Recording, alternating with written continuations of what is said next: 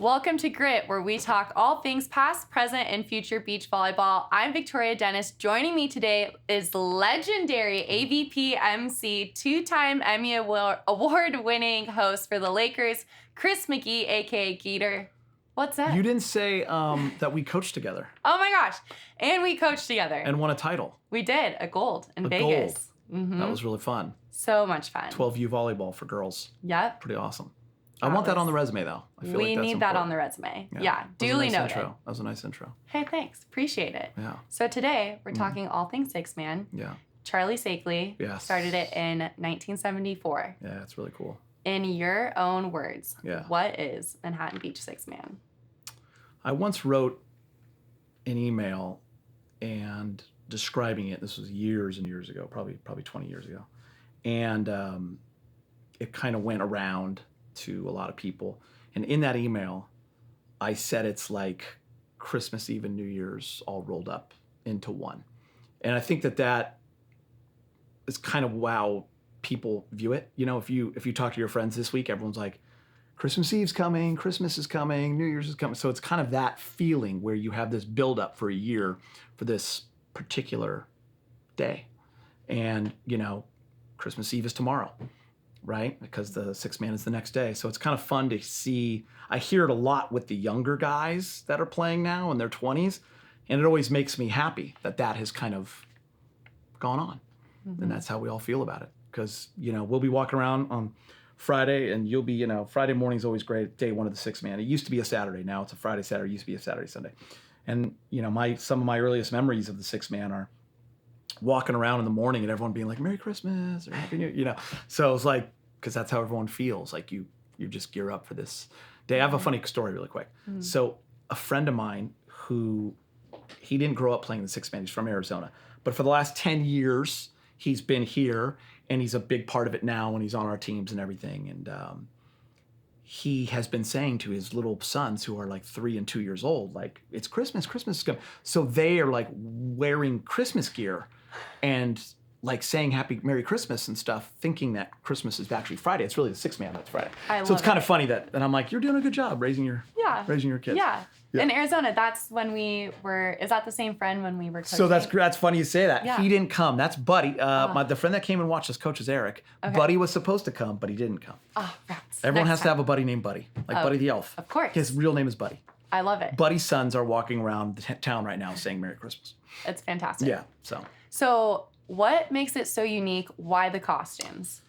I think what makes it so unique is it's the one tournament in the world where a person that has never played 1 second of volleyball can have a team and play against literally the best players in the world. That's happened in this tournament. I think if you want to go back, like good stuff, legendary team, back in the 80s were kind of the first ones to wear the long shorts. They were wearing the Primitive Prince, Scott Akatubby's brand, and kind of rolled that way, turned into robes. And it was probably, that started to catch on in the 80s, because when I joined, I would say 1989 was my first time, 1990, people were starting to you get the matching boardies and the shirts, and some teams had costumes, but it wasn't everybody yet. I would say over the next, during the 90s was when everyone started wearing costumes.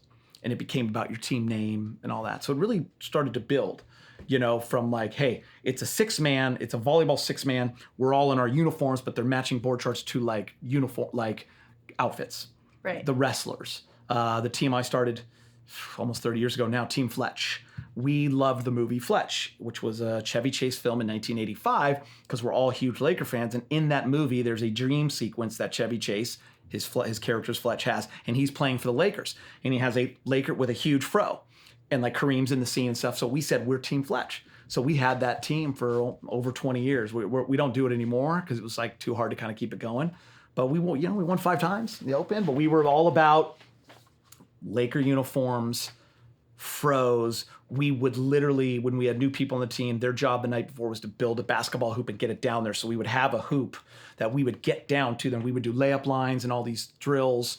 And people would always call us the Lakers that didn't know. And we'd always be like, no, it's Fletch. Right. So we would leave. We probably left 15 to 20, because by the end we weren't doing it. I would say 15 to 20 baskets down there. No one would ever, at the end of the tournament, bring this basket back up anywhere. And then you'd come back on like a Tuesday and you would look and it'd be gone. So someone would come in and swoop that basket up, donate it, whatever happened. Oh my goodness. So it's for a good cause. Yeah, absolutely. But guys would literally be building it. Like new guys that would come on the team, we'd make them build it and they would have to like get it down. The next day they'd bring the basket down. It's great. That's awesome. Yeah. Okay, that being said, do you remember your first six man? Yeah, no, I do. And Corey Davidson was the guy's name that invited me. He was LMU used to have a men's volleyball team. Corey played for LMU. I played for Northridge. And what's funny is I didn't know about the six man. This is like in 1989, 1990. And I had heard about it, but never seen it. So I didn't know really what it was about. And I was coaching at boys JOs. And Corey was coaching as well, a different team. And he and I, we're 18 and 19 years old. We're going out every night. We're having a great time. He's like, dude, you got to play the six man. So he invited me to play on his team. It's a bunch of LMU guys. And so I played in my first six man. And at that moment, I was like, hooked, starstruck, whatever you want to call it. So the first couple years, I then broke off and I started a team called the Ridge Reserves because I went to Northridge and played volleyball, and I got we were some of the backup guys, and we played in the tournament for the next few years, and we would make it to day 2 and got like a 9th one year, and then Fletch. We were all in Cabo. Cabo used to have a six man, co-ed six man. It was always on Easter weekend that we used to all attend, and it was at my first ever Cabo in like 94 or 95. Let's start Team Fletch. So that was 1995, April 1995. Let's have a Team Fletch. So that first year, 1995, it was like a group of like 15 dudes. And by the time we get to 97, there's 40 dudes. Cool. And that was our first title, was 1997. Cool. Yeah. It's just so unique in the history. Yeah. And like the roots run deep, especially in the South Bay. It's a national holiday. Yeah. So given that there's been so many six-mans, for decades. And it's changed a lot. Yeah. Top 2 stories for you. Top 2 stories. Oh man.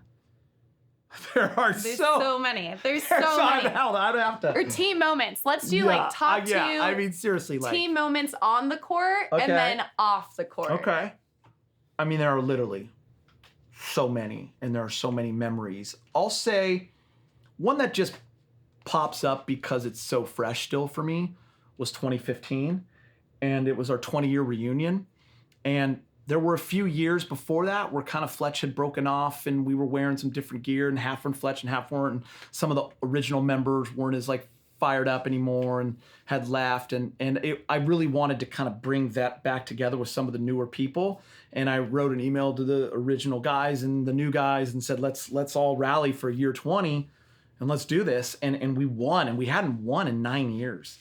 We hadn't won since 2006. We had lost a couple times in the final, maybe like 2 or 3 times since then. And we won, and it was just a cool moment. I'll never forget. I have a picture of, and by the way, I didn't even play in the final. I'm not good enough anymore. There's other setters, and I got carried off on the shoulders. So that's an amazing moment for a person. I don't know if you've ever been hoisted, but to be hoisted up is I learned at a young age, you can never ask to be hoisted up.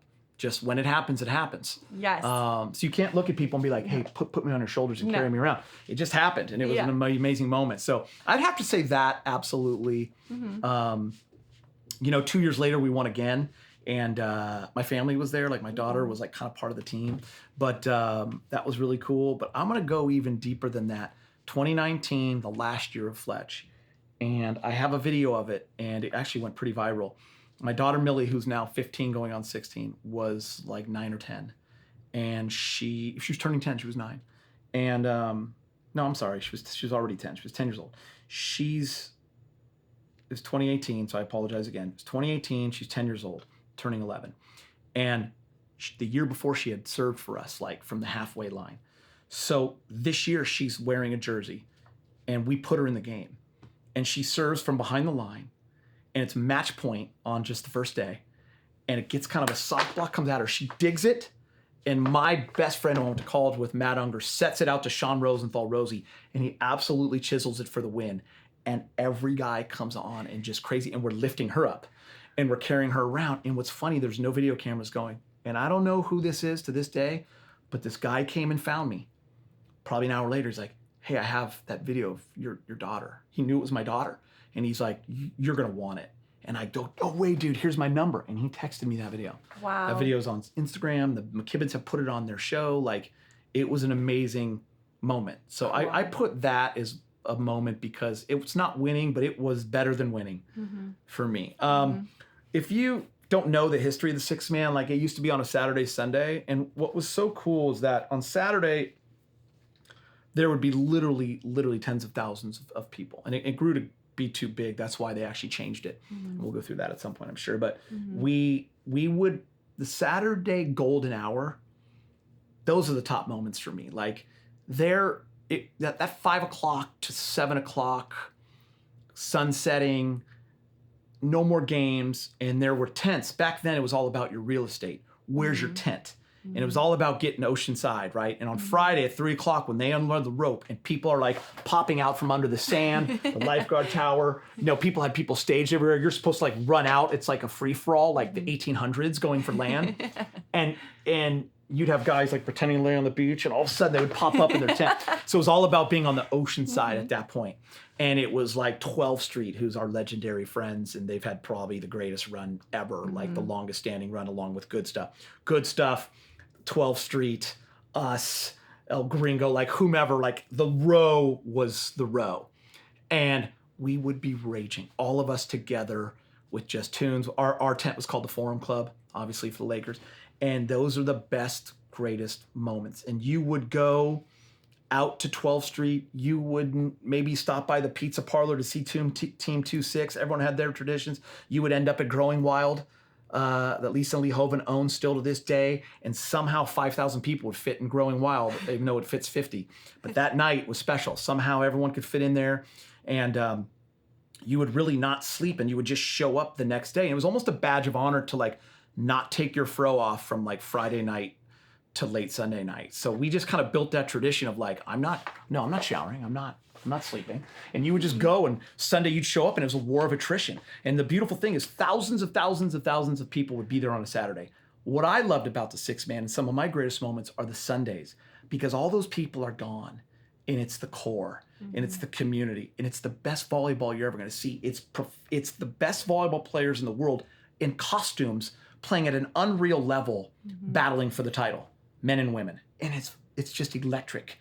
And it's the coolest thing. And you have your first cocktail, and it's shampoo effect. You're back. Yep. You're back, and you're taking a deepest sangria on Sunday night or 12th Street. And then it started to be like, who can make it to Uncle Bill's on Monday morning? And then the movies. So if you could we'd all go see a movie. So there'd be like 30 people in the movie on Monday. If you could make it to Monday at like 3 o'clock to the movie, you did it. You completed the whole thing. Epic. So it became like a, who can do that kind of thing. So our first title was pretty special, 1997. I would put that up there as my finest moment too. If I had to pick a top three, like what was so cool about that is we weren't supposed to win. And we went through the losers bracket and won a double final against like legends, like Tim Hovland, Al Jantz, like Obradovich, Timmons, Salmons, like these guys were Olympians. They were our heroes. And we somehow beat them when we shouldn't have. And like that night, us, them, Good Stuff, and 12th Street went to a little spot that was called La Paz, which is now Tacolicious. And we absolutely turned it out. And it was like the greatest party at that age, at 25 years old, was the greatest thing I'd ever been to. And that I would have to hold up as a pretty special moment. One of those core memories locked in. Yeah, locked it in. So we're naming all of these teams. Yeah. They all have their own history. Every one of them. And they have really brought to light a lot of different just like fun aspects of the volleyball community. Yeah. That being said, who has been the hardest team to play? Or who shows up and you're like, we need to beat these guys? I think for us personally, like 12th Street, because there are really good friends also, and they're capes and beanies, and they have 500 guys on their team. And what's beautiful about them is, they've kept it going since 1989, and they've brought some new guys in, some young talent that fits with their personalities. That's been really smart of them, but they're also like, they were the locals guys. And Fletch we were always known as kind of a North Bay, Santa Monica team, because that's where we originated. And it was like North Bay, South Bay, and we just had some of the most epic battles. of all time. And it's really what people wanted to see. And before our games, we would say this is the finals. It could be in the loser's bracket at 9th place, but that was the finals. And everyone knew it. We'd put it on court 4. Jay knew what to do. Charlie knew what to do. It was like the tournament would stop. We would sing, all of us together would sing the national anthem. We'd sing Kumbaya. We would do all these things like it was the finals. While the tournament is going on, we could care less. And we would always meet them in the morning and do boat race. We'd do a drinking game to start off the 6-man, us versus them. And in their eyes, they never lost. And in our eyes, we never lost because a lot of people are cheating. In my opinion, we always did it right. And I think we smashed them every time. But that's me. If you talk to Chris Brown, he'd say they're 25-0. I don't think that's true. So that to me was the squad for us. You know, I have a lot of respect for Good Stuff. Like, they were really the pioneers in this. And I think, you know, Good Stuff and 12th Street, if you have to pick the two, you know, teams that really, you know, embody the 6-man, for me, that's them. Mm-hmm. There's been so many teams, you know, El Gringo's another team. They're Rage All Night now. You know, they've been together since they were young kids, and they're the same way, man. Like, they are about the 6-man. They know how to do it right. And they've always been right there. They actually won once, so that was really fun to see them win. Yeah. So those teams are just the teams to me. Listen, like, Spider has won many titles. I would say our biggest rival in a short period of time, besides 12th Street, was Magnum, was Smack. Mm-hmm. Listen, they want to. I don't know if I can say shit, but they want a shitload of titles, boatload of titles. How do you want to beat that out, whatever? But They won titles. They were gnarly. Dave McKenzie, Matt Furbringer's brother-in-law, like, they're battling each other. Right. And we ended up getting a couple of their guys as Smack and Magnum faded, but they were gnarly. Mm-hmm. And you better come bring it or else. And it was a absolute war when we played, and we got the best of them and they got the best of us. Right. And those games were as high levels you're ever going to see. So so many teams throughout history, you know, Spider, all these teams that have come and gone, and you know, it's been really. Soho now is a big team, and that's a lot of Fletch guys. And, yep. So I always enjoyed, like, you know, for me, like, the part of Fletch that I loved that maybe, you know, the other guys would disagree with some other teams. Eventually, they kind of came to this thinking as well, was I liked bringing in some different young guys that fit and try to keep the spirit alive, because it also keeps you competitive. Right. Right? Like, bringing that young blood. Yeah. So, you know, there's a young Fletch team now. You know, it's made up of young kids in high school, early high school, the Fallbush brothers, Blake Thatcher, their dad Chad. Chad played on Fletch one year. So, you know, they all roll the gear. They got the Afro Wigs. They got all their friends, and they're good. Yeah. And I mean, that's what's great. Like, the youth is taking over. Cal Private, like Lion Stall, like Good Stuff, young guys, they are legit, and they get the culture of it all. So that's why I think the tournament's just getting better. Right. And that being said, Saikley originally made a youth tournament alongside the adults, and it's been coming back, and your daughters were playing in it, right? Yeah, Millie won it finally last year as an 8th grader, and she and her friends played with the boys.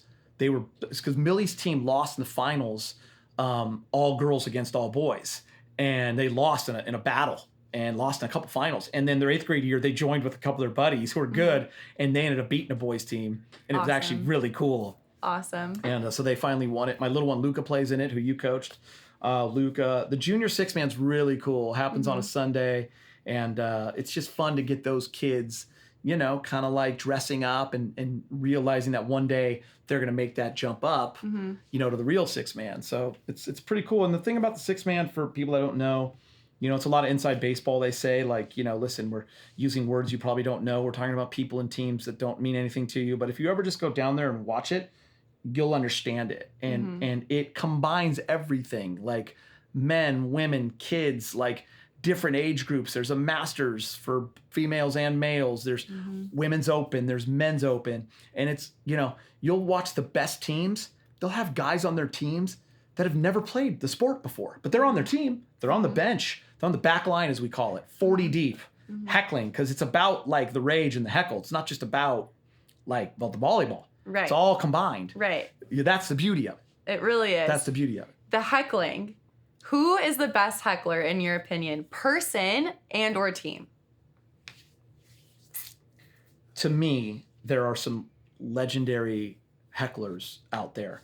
I feel like I personally loved that role, and I had a bullhorn for many years, and it was who I was, and it was my what I did, but I wouldn't put myself in the top echelon. There are two guys that I say are the best ever.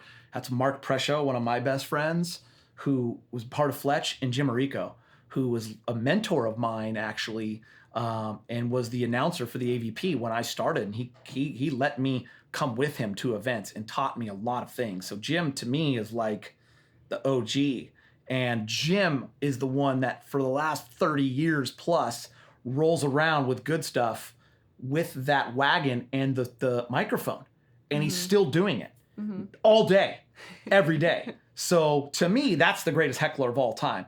Prescio's the funniest probably. Like those two, I mean, obviously Tim Hovland, when he would show up at the Six Mans, you know, Hov is legendary heckler. 12th Street, so good at heckling. El Gringo, so good. Just all time like heckles. But those guys, like those individuals, those guys I would put at the absolute very top. They're on the Mount Rushmore. Yeah. They're on the Mount Rushmore. Big time. Yeah. So a lot happens on the court, but a lot happens off the court with just like team dynamics, team bonding. So I have a few rapid fire questions for you. Yeah, for sure. That being said, the first one is best off court story. Oh. PG? No, I'm just kidding. Best off court story. I mean, I feel like I've already given you 40 of them. I know. It's too hard for me to just pick one. Let me get back to that. Okay. Because I need to think about where I want to take Fair. that. I could take that one anywhere. Fair. Yeah. Big time. Okay, best dressed team. Fletch. Of course. Second place, I'll go 12th Street because the beanies Yeah. and the capes. It's classic. And then I'm also gonna go with I'm gonna stick with the teams that I love. Yeah. Oh, you know what? I always go with the teams. I have to mention a team that's close to my heart because they've been doing it for like 25, 30 years as well. And they've gone through the Open to the Masters. And there are now my rival in the Masters. And that's the Wrestlers. Those guys started as an LMU team. And they came one year, 1995, right when Fletch started. And they put up a ring around the court. And they were all in different wrestling characters. Hulk Hogan, like Tall Paul is still Hulk Hogan 30 years later. And he still looks like him. Yeah. And they are still doing it at 50 plus years old. And playing volleyball. Those guys have been doing it since they were 25 years old. They deserve a lot of credit. I got to put them as the most, like, that has to be up there for the best dressed of all time. Big time. Yeah. Big time. Okay, next is best team chant. Your Beach, Our Tournament. So we would yell, Your Beach, Our Tournament, because it used to really upset when we were coming up as Fletch. It would really bother 12th Street and Good Stuff. Like my Good Stuff homies, all my mentors, they thought it was like disrespectful because they were, this is our beach. So we put it on our shirt, Your Beach, Our Tournament. Like this is our tournament, and it really bothered them. So it was more fun. I would say one year we were playing Los Muchachos, who was a rival and only had a short window, but won a couple of titles. And they were playing against us, and their girlfriends were, shall I say, dancers. They were in that profession. Some of them, and they were dressed, in some outfits, and they were dancing on the sidelines. And "Your Mothers Must Be Proud" chant is one of my favorite chants of all time that we cheered to them. That was an all-timer. Your mothers must be proud. Your mothers must be proud. There's been so many great chants over the years, but that's pretty up. Hoist, Feast, and Stab was another one of our chants and was on a T-shirt, and that's kind of lived on. People put that on there, Classic. Yeah. All of them. Yeah. There should be like a CD or like a playlist. Yeah, I mean, like all of them. All of them. That's like Hoist, Feast, and Stab. It's like a volleyball term, but also there's like some sexual connotations. It's a very like it's why I'll try to keep it PG, but like that's kind of the beauty of your heckles or your chants. Like how far can you go without crossing that line? And then there comes a time where you cross the line and you just don't care anymore, right? Because it's the six man. Right. And I've crossed that line. And that's fine. And it's, sometimes you feel a little bad maybe afterwards, but that's part of it. Like if you're going to take some risks, you got to put yourself out there. Big time. You got to deal with what comes next. So yeah. Some you can hang or you can't. Some chants don't go over well. No. But we've had some good ones over the years. Fun. Okay, next, most likely not to show up to day 2. Really bothers me. It really used to bother me. Like huge pet peeve of mine, not showing up to day 2. Like giving it everything you had, raging so hard, and then you don't show up on day 2. And it happened in '06. I remember like we had a skeleton crew and won on day 2. And I'll never forget like saying, I don't want those guys to count that title. Like I wrote an email like, you're a part of it, but just know you weren't there when it really, like if you can't sustain your rage or take it to the next day, then dude, do less. Right. Do less. Get your ass to the beach. Like Matt Unger is one of my best friends. And I always said this. I am probably 12-0 in elimination games. Because back in the day, Vicky, you kids don't know this. Round 1 on Sunday, on day 2, was an elimination game. It was 32 teams, the death match. The losers were out. Like when someone big got upset, like Magnum or somebody, like it was on. Like the beach would come and watch on a Sunday, like, holy, this is going down. Like it's 13-13. All you cared about was getting through that match. Because if you got through the death match at 9 a.m., if you got through that, you were in a double elimination 16-team tournament. And you had life. And you could afford a slip up. But if you lost, you were done. You were off the beach at 9:45, pouting. So my thing was, we were a disaster. Like I always say, Fletch, I always explain it to the young kids that are coming up today. Fletch is a glorious rock band documentary. Guns N' Roses, whatever, The Who. Take a great band that rose to the top, absolutely took a fall, rose back up, broke up along the way, divorces, anything you can think of, drugs, rehab, I don't know, and then got back to glory. Like we are a documentary. Like we had it all. We rose, we fell, we got back, we fought, we cried, we begged, and then we're back. And we ended up on top. Like we are a rock band. Like, but part of that is being there, right? And getting through those moments. So I'm always explaining to these guys, like, you got to get yourself to day 2. Whatever you do, sleep on, if you have to, I've done it. Sleep on a couch on the beach so you're there. Okay, and there was a guy, Matt Unger, who's my best friend. And I used to always say, I'm going to be there at that morning match because Fletch was bad at that morning match. Like we never lost it, but we were teetering on destruction because half the guys weren't there yet. But I knew that was my shot to play. So I would do whatever I had to play. And I'll never forget, and we won it this year, it was 2004. And Matt Unger, who's a great setter, and listen, he set over me in college. So he set over me in the 6-man. He set over me. I'm basically this guy's backup for 27 years. And I'm playing, and he's like complete Louis Vuitton luggage in the tent, like this. Just, he can't like come to. And I play the game 1 and we win. And I go in the tent and we're going crazy. And I'm like, let's go, Matty-O. Let's go, Matty-O. And I'm on fire and he's luggage. And I'm like, yeah, we don't need you. So we go to game 2. Now it's a big game. Now we're talking second round. I play, we win again. But now I'm feeling like we're getting to the quarterfinals. It's time. So I walked into that tent and I slapped him and I said, I've been your effing backup for 23 years. Get your ass in the ocean. Wake up. Wake up and let's go. He went in the ocean. He woke up. He went out there. We won the tournament. We played. So that's 6-man. That like is. You have to show up on day 2. So your question is great. Like who's like, I mean, there's a lot of people that don't. And I'm not getting in anyone's business or anybody's team, but like they know who you are. You know who you are, but I've never missed a day 2. Find a way to get there. Right. Or don't party. Right. It's a 2-day tournament. Not It's one. a 2-day tournament. Not just one.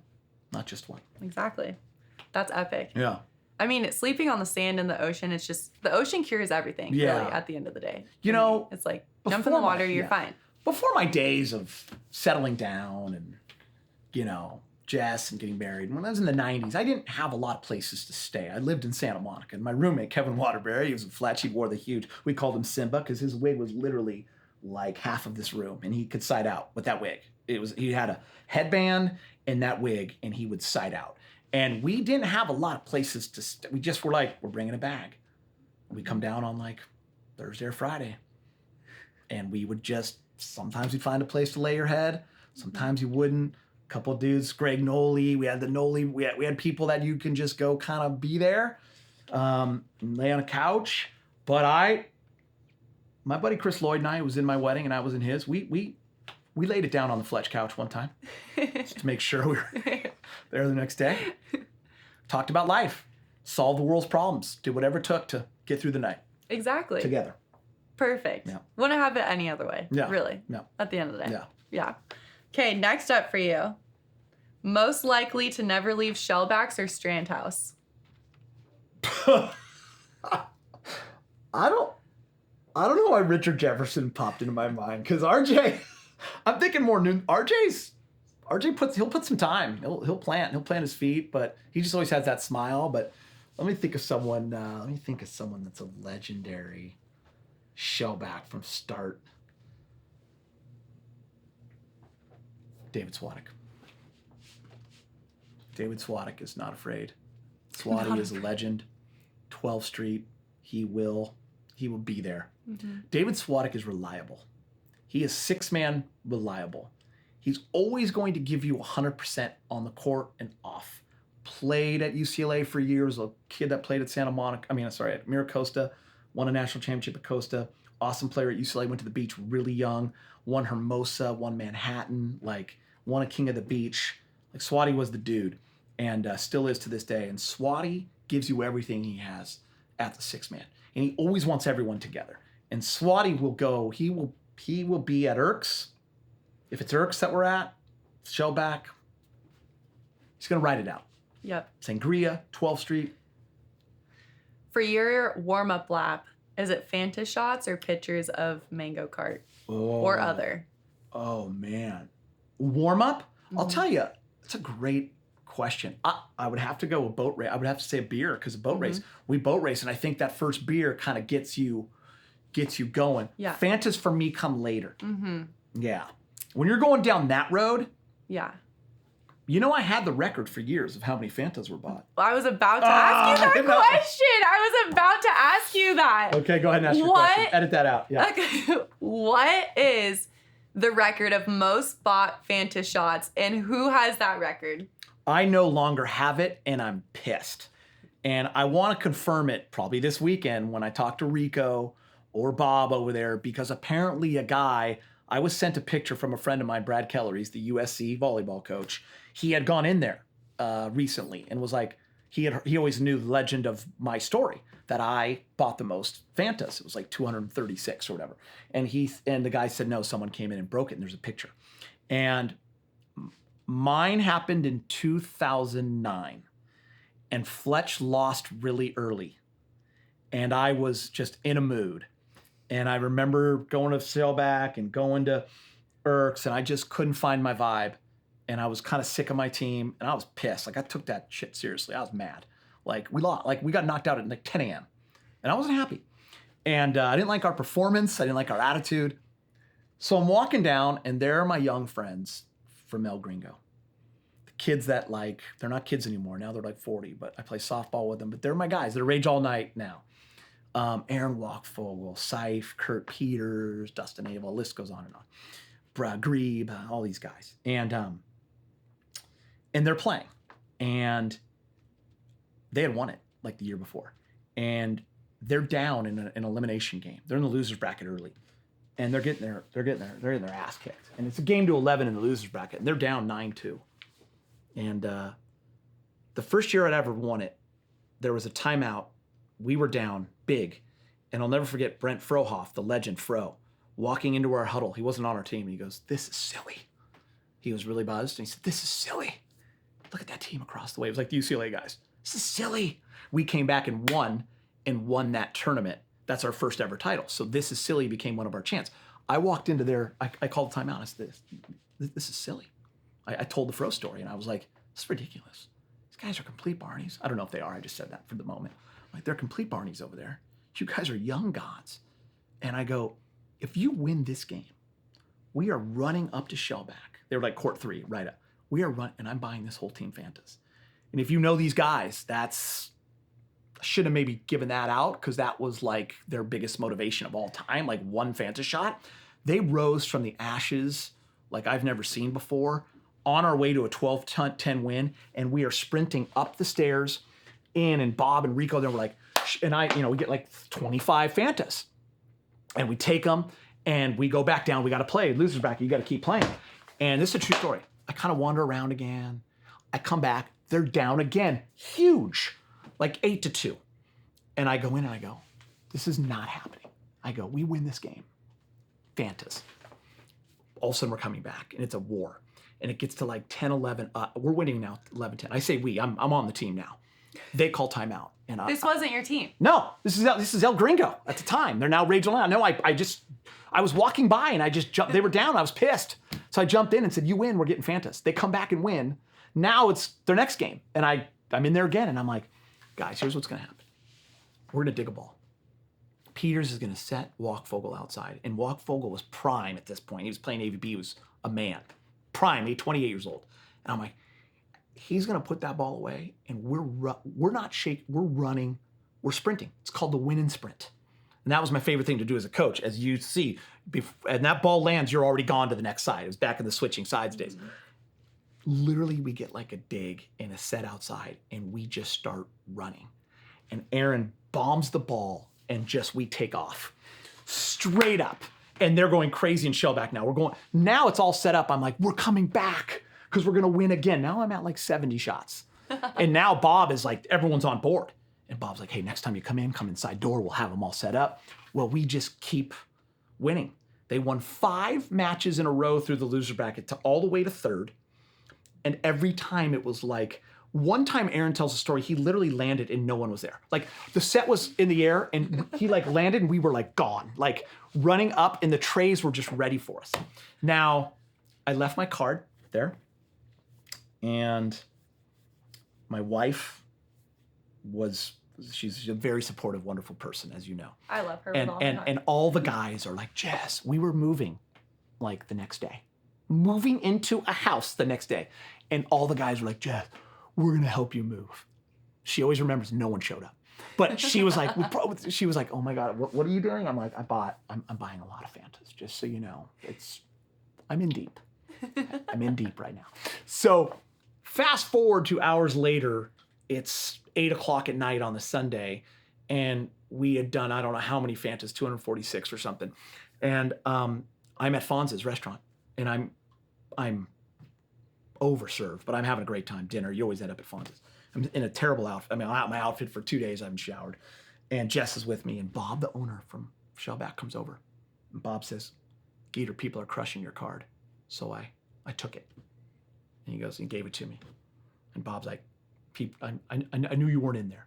So people were like, Geeter, put it on Geeter's tab. So like my card's just getting hammered. Oh no. So Bob says to me, meet me tomorrow morning and we can settle up. And I'm just gonna say this. Bob cut me an unbelievable deal. What I owed him and what I paid him, there was a big difference there. I paid up, but I didn't pay what was, and I always appreciated Bob for that and Shellback. That's why he'll always have my business and always be an advocate. But I had the record to answer that story for a long, long time. And I enjoyed having that record. Showback, I felt like Kareem Abdul-Jabbar, like it finally just got broken. It's like, and I don't know who the guy is and I'm pissed. That's amazing. I mean, it's like, it's a record in itself. I think it needs to be on a plaque inside of Shellback. Maybe we should bring that up. We should bring it up. Someone's got to remember the exact same number too. We always, I love to put more Fantas on as the years go, but it was a lot of Fantas. I mean, think about 30 guys on a team. We're going a bunch of times. Oh, and I remember finally saying to them, like, win now, we get 2. So like, because we were really getting close, and we finally lost. Dang. Win and sprint. The next year on their uniforms, it said win and sprint. Amazing. Because the win and sprint is so fun, and people hate it that don't get it. Like, they think you're being not classy. They don't understand the joy and fun in it. It's like, no disrespect. Like, we're like actually saying, they don't realize it, but we're like going, hey, great game, before the game ends. Like, we're out, and they don't know. And then when they see it, they're like, shake our hand. We're gone. No, we're gone. We're off the beach. It's the win and sprint. Win and sprint. At the end of the day. It's not about shaking your hand. Like, we'll talk later. Right. Congrats, you're awesome, but we're not. We're out. Right. Yeah, win and sprint. Big time. Showbacks is such a pivotal part of Six Man. Yeah. Like, people don't even leave. And you can't, like, go in there now, like, unless you're there early, because it's just kind of out of hand. Right. Yeah. I mean, you remember this? I mean, I don't know when your first Six Man was. Do you remember your year? 2014. So I give you a lot of credit. That's when it was during the middle of the week. Mm-hmm. I give you a lot of credit because they tried to kill it. Yeah. Because once YouTube hit and like it became like a top 10, they called it a top 10 party in America and it made the list. I would say 07, 08, 09. By the time I got to 09, 2010, I don't know if you've ever seen that picture of the beach. There's 100,000 people on the beach and people were freaking out and they tried to like take it away. And we got it to survive. Jay Saikley and Chris Brown and so many more people. Kevin Cleary, Tim Wammer, like Jim Marica, like all these people, all my crew. We fought to keep it and got it to go on a Tuesday, Wednesday just to survive. And then it kind of went to a Wednesday, Thursday. And now it's finally back to a Friday, Saturday, and I think it sticks there. Mm-hmm. But it's finally got more teams. Remember, it almost died. There was only 19 teams the year they tried to kill it. 19. Jeez. It went from 105 to 19. Jeez. Yeah. Still alive. I have a message to all the people that some don't love the 6-man. Sure. And I used to have to like explain to the members of this community how I felt about that. Mm-hmm. And my thing was go on vacation. And here's why. If you've ever had to miss a 6-man, which I had to, 2008, Beijing, China. I was announcing the Olympics and I had to leave. Here's the honest to God's truth. Everyone you know at that 6-man, all your best friends, your teammates, they're texting you, they're calling you until about 8:30 a.m. on Friday morning. And you don't hear another word from anybody. Nobody cares about you. You can text, call, update me, what's happening. I'm at the AVP in Chicago, who's winning? Nobody cares about you. You're not there. You're not there. So my take to all those people that would get upset in the community, go out of town. Go out of town for 3 days, come back, and you'll never know. It's all cleaned up. You can go to your restaurants because their complaint was we can't get into the restaurant. Guys peeing on my lawn. I get it. Maybe that's annoying. But you know what? Go out of town. 2 days. Don't be Captain No Fun. Like if you're going to be Captain No Fun, go somewhere else. Right. Yeah. I'm not going, I don't want to watch the Super Bowl. I'm going to go to Disneyland instead. Good. Go to Disneyland. Don't watch the Super Bowl. Right. Because so many people love it. So it's such the deep roots in the South Bay. I tried to kill it. Still alive though. Tried to take it away. It's Tried. alive. It's alive and thriving. It's alive and thriving. That's what happened. Yes. Yeah. Exactly. Because sometimes you try to kill things, they actually come back. Stronger. A little gnarlier. Stronger. Yeah, because now the youth is here. Oh yeah. They're coming. That fresh blood. These 20-year-olds are unbelievable at volleyball. They're fun. They understand the culture, both on the men's and women's side. To me, that is the coolest thing. I always get annoyed when you see older athletes will say like, well, back when I played, it was this, and it's not as good as it was. And I'm like, no, it's actually way better now. These kids are so much better than I ever was, and I love it. Mm-hmm. I love it. I think it's the greatest thing ever. It makes our sport better. So Keeps growing. Keeps growing. Every generation. Yeah. Pretty special. Yeah.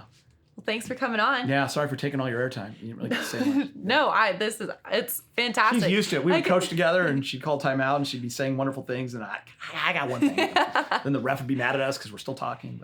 But the kids did great. Yep. Our club team was fantastic. Yeah, it was so much fun. So much fun. So. Well, thanks for coming on. I know. I'm excited to see your team, Simsies. Yep. Yeah. Should be a good time. Yeah. Good time. I love the women's side is awesome because it gets real. Those last 4 games. Yep. Horny Unicornies. What are they? The Horny Unicorns? Yep. Love they that won name. it last year. Mm-hmm. Yeah, that's fun. Yeah. We'll see. See what happens this year. All right. Do you have your top 2 picks? I got Lion Stall. They finally won it. Yeah. And I feel like they're really ready to win again because Micah's back and he hasn't won it yet.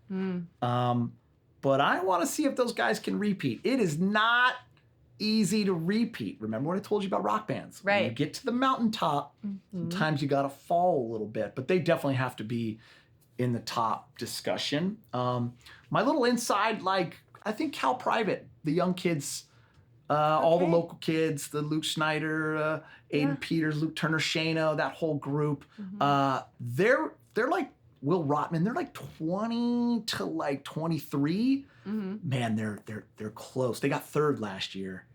And I told them the other day, they're either going to fall now and then rise back up, or they're going to keep climbing. They're my little, sneaky team. pick, on the guy's side. Yeah. But don't ever count out, 12th Street. You always got to have them in there. But big time. Yeah, those are my top 3 teams right now. On the women's side, it's you guys, it's Soho, and it's it's the Horny Unicorns. Who else? Well, who's the other top team that? I'm trying to remember who's in that. Slunks was pretty strong. Yeah. Oh, Very Slunks. strong. Yeah. Yeah. So. Good It's gonna be picks. fun. Good It's gonna be picks. fun. Yeah. Well, thanks again. You're welcome. So much fun having you on. Appreciate being here. Yeah. Talking six, man. Yeah. Well, guys, thanks for tuning in. Again, thanks to Geeter for being here. Make sure to like and subscribe. More grit coming at you soon. Grit.